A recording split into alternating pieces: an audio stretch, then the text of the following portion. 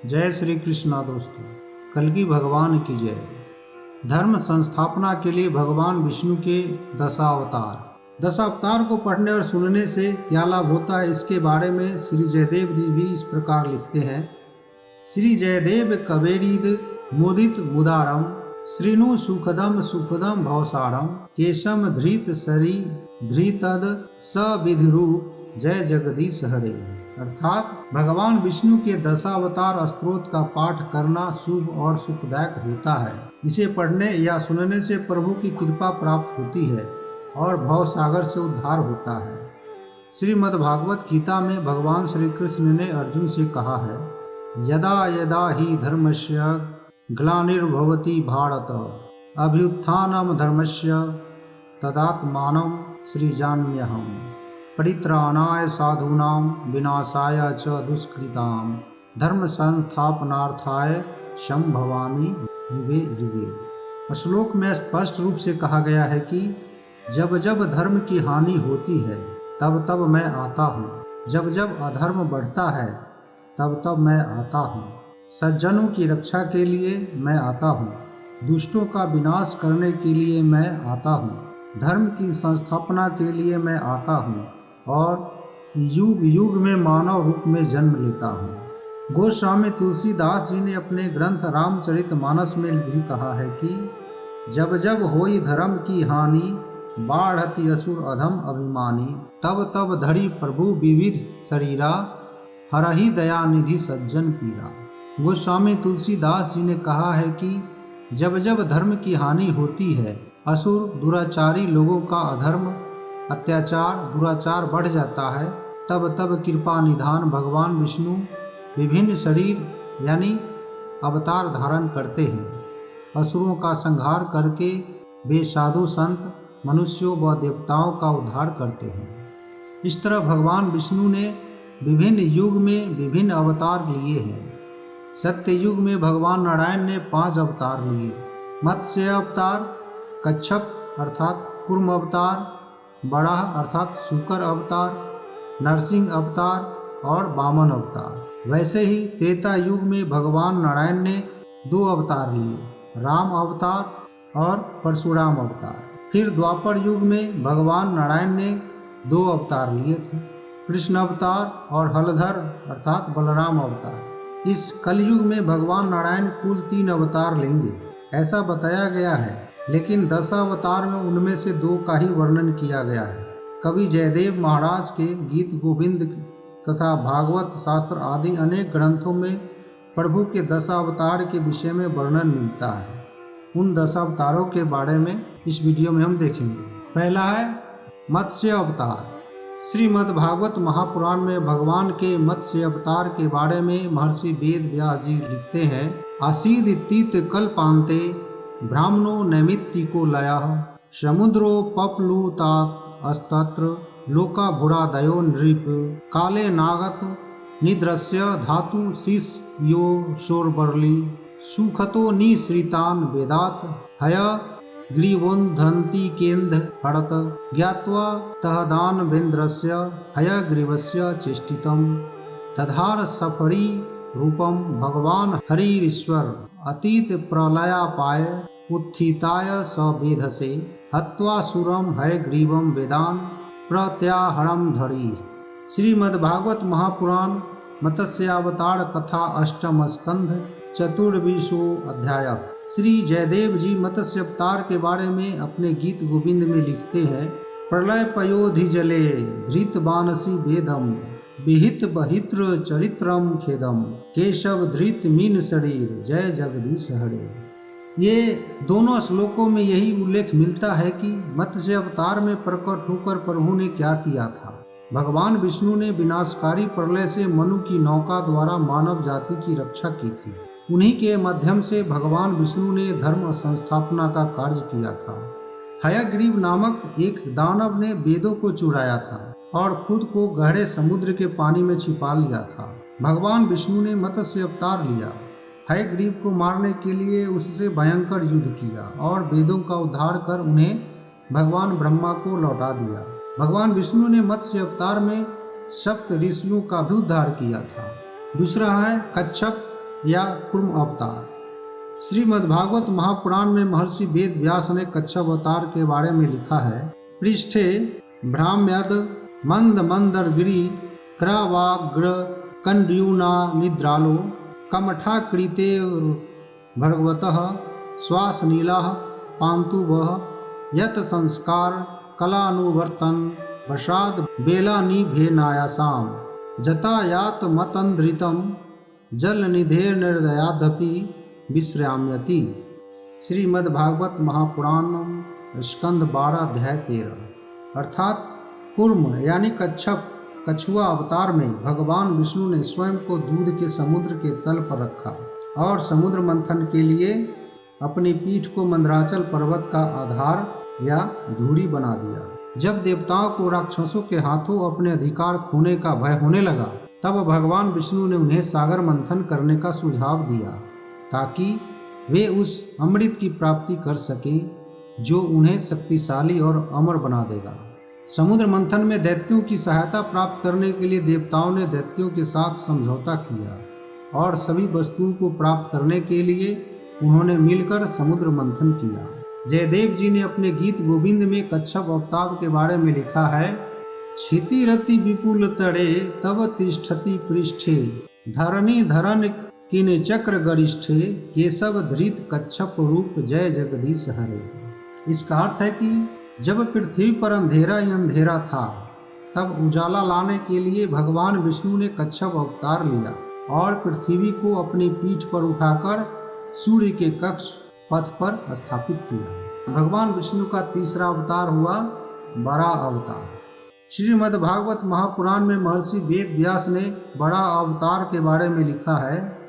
तमाल नील शीतदंत कोट्या क्षमा मुचिपंत गजली लयांग प्रज्ञाय बंधदा जल योंध नुवाकै विरंची मुखिया उपस्थ उप तस्थुरिसम। इसी के बाद कवि जयदेव जी अपने ग्रंथ गीत गोविंद में बारह अवतार के बारे में लिखते हैं।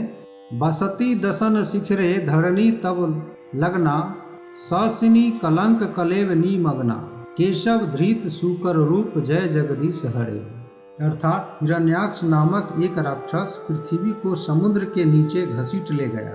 तब पृथ्वी की रक्षा के लिए भगवान विष्णु ने सुअर अर्थात बराह का रूप धारण किया और हजारों वर्षों के युद्ध के बाद उन्होंने हिरण्याक्ष का वध करके पृथ्वी का उद्धार किया। भगवान विष्णु का चौथा अवतार नरसिंह अवतार हुआ।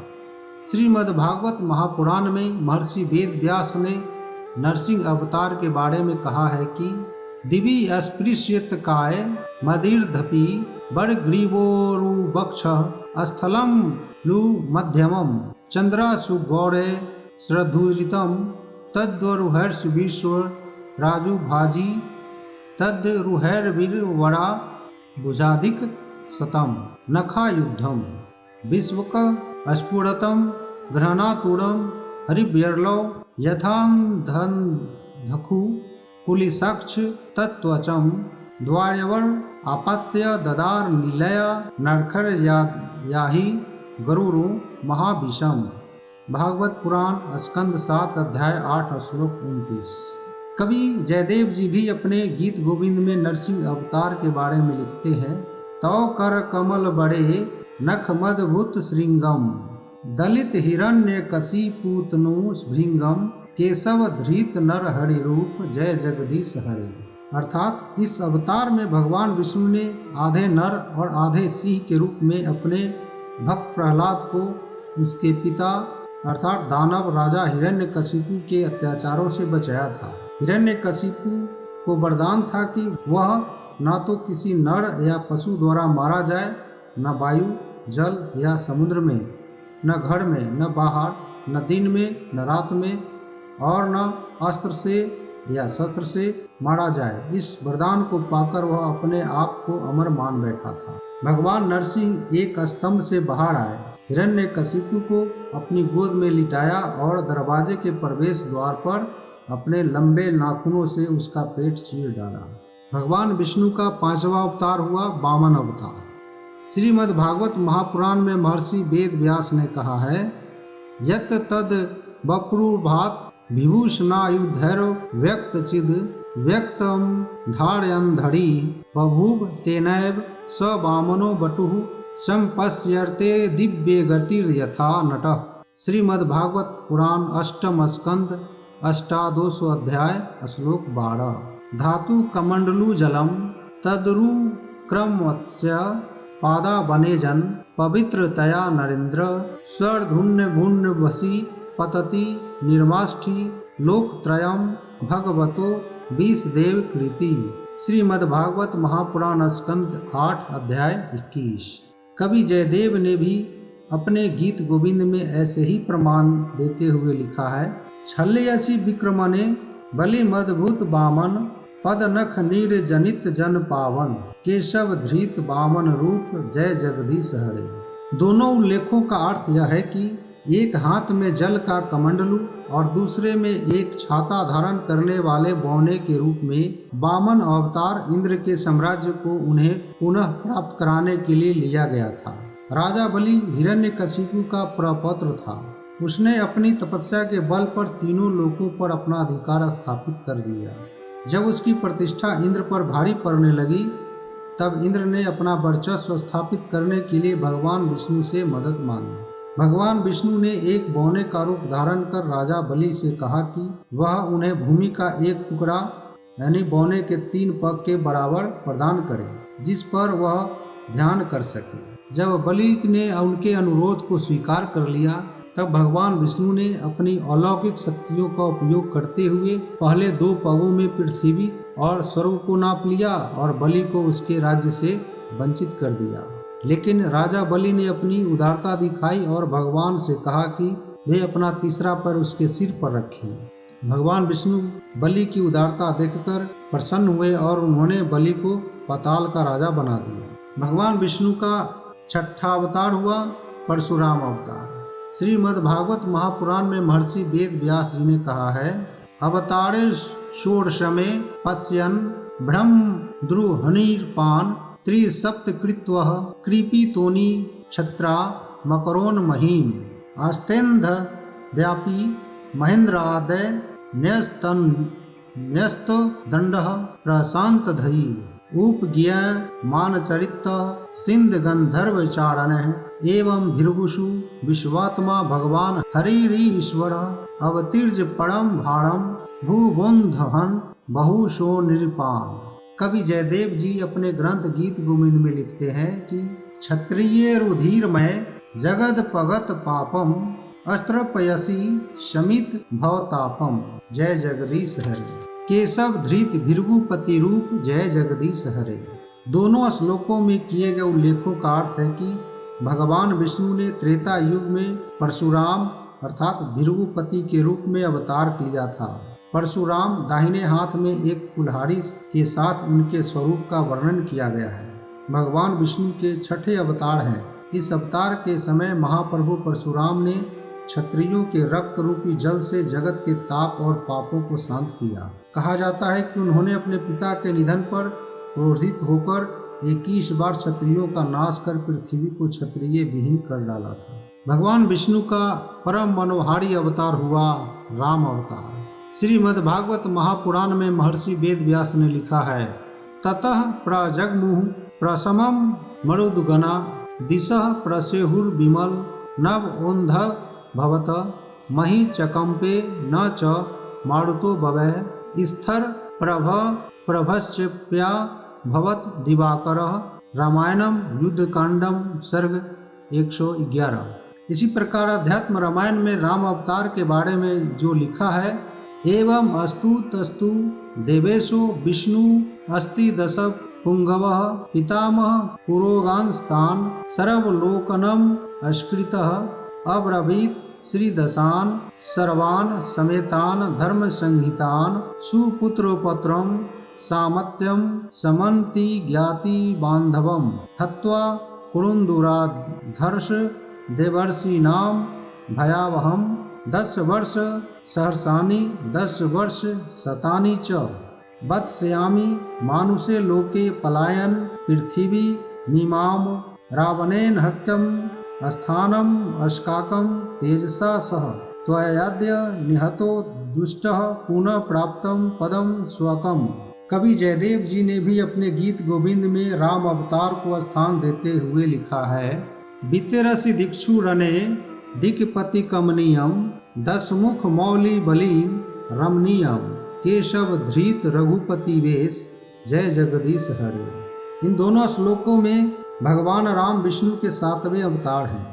इस अवतार में भगवान राम का उल्लेख धनुष और बाण के साथ किया गया है। उन्होंने दशानन रावण को मृत्यु के घाट उतारकर अपनी पत्नी सीता को बंधन से मुक्त किया था। त्रेता युग में धर्म संस्थापना के कार्यों में यह प्रमुख कार्य था।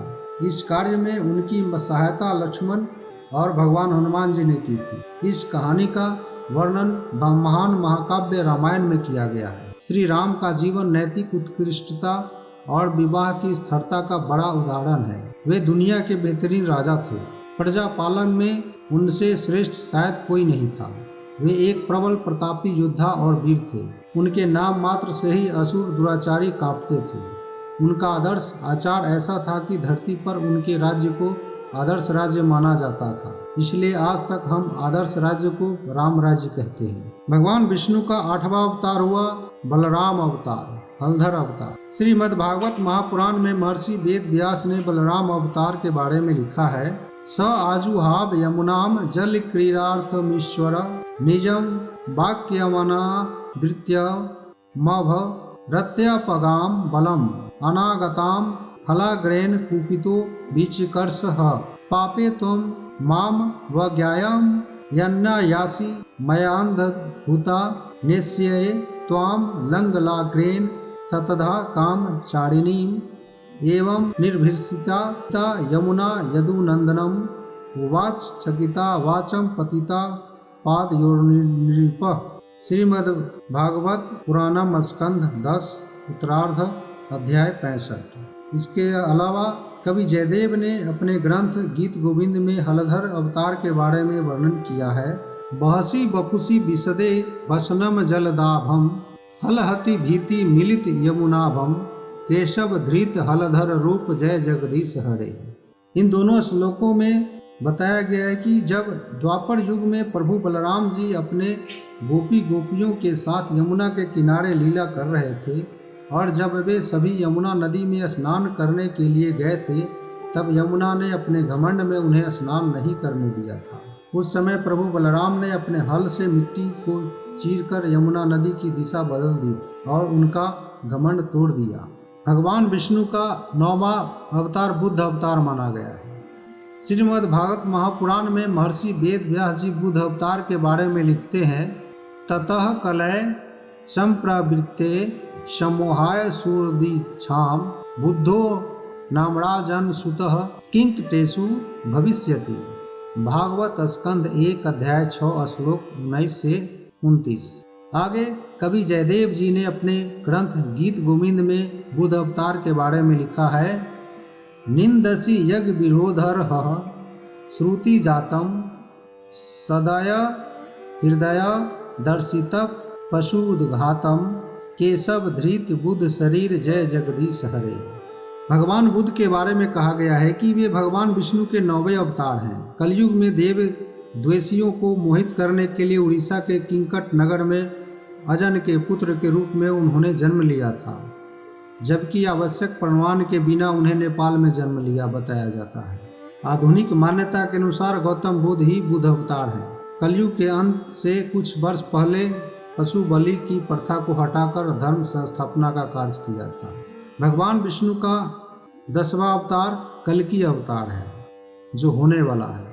श्रीमद् भागवत महापुराण में महर्षि वेद व्यास जी महाराज कल्कि अवतार के बारे में लिखते हुए कहते हैं, अतसय युग संध्यायाम दस्यु प्रायेषु राजसु जनिता विष्णु यशसा नामड़ा कल्किर जगतपति बादैर्वि मोहयति यज्ञ कृतोन्द्र दर्हान शूद्रान कलौ क्षिति भुजो नह निस्यदन्ते।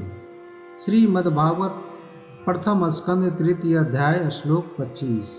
इसके अलावा कवि जयदेव जी ने अपने ग्रंथ गीत गोविंद में कल्कि अवतार के बारे में लिखते हैं, म्लेच्छनी वह निधने कलयसी करवालम धूमकेतुमीव किमपि करालम केशव धृत कल्कि शरीर जय जगदीश हरे।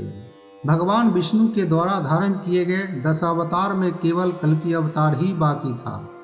इस कल्कि युग में भगवान कल्कि धूमकेतु के समान भयंकर रूप धारण करेंगे। हाथ में एक बड़ा खड़ग धारण करके घोड़े पर सवार होकर दुष्टों, पापियों, अत्याचारियों, दुराचारियों, म्लेच्छों का विनाश करेंगे और पृथ्वी पर सत्य युग के लिए धर्म संस्थापना करेंगे। मुख्य तौर पर ये दशावतार का वर्णन हर जगह किया गया है। इसे पढ़ने से क्या लाभ होता है, इसके बारे में श्रीमद् भागवत महापुराण में उल्लेख है कि श्रृण्वताम स्वकथाम कृष्ण पूर्ण श्रवण कीर्तन हृदयंतस्थो हृदय प्राणी सुदूत सताम जन्म गृहाय भगवतो यतत प्रयतो नरः सायं प्रातः गुरुनन भक्त्या दुख ग्रामाद विमुखते। श्रीमद्भागवतम प्रथम स्कंध द्वितीयो अध्याय श्लोक 17। दशावतार को पढ़ने और सुनने से क्या लाभ होता है, इसके बारे में श्री जयदेव जी भी इस प्रकार लिखते हैं। श्री जयदेव कवेरीद मुदित मुदारम श्रीनु सुखदम सुखदम भवसारम केशम धृत सरी धृतद सविधिरूप जय जगदीश हरे। अर्थात भगवान विष्णु के दशावतार स्तोत्र का पाठ करना शुभ और सुखदायक होता है। इसे पढ़ने या सुनने से प्रभु की कृपा प्राप्त होती है और भव सागर से उद्धार होता है। श्री जयदेव जी अपने ग्रंथ गीत गोविंद में लिखे दशावतार स्तोत्र के अंत में लिखते हैं, वेदानुद्धरते जगन्ति वह भूगोलते बुद्धि भ्रते दैत्यम दारयते बलिम क्षाल्यते छत्र क्षयम कुर्वते पौलस्त्यम जयते हलम कल्यते कारुण्य मातन्वते मिलेक्षान मूर्छते दशाकृत कृते कृष्णाय तुभ्यम नमः। हे श्री कृष्ण, आपने प्रलय समुद्र से डूबे हुए वेदों का उद्धार किया। समुद्र मंथन के समय महाकूर्म बनकर पृथ्वी मंडल को पीठ पर धारण किया।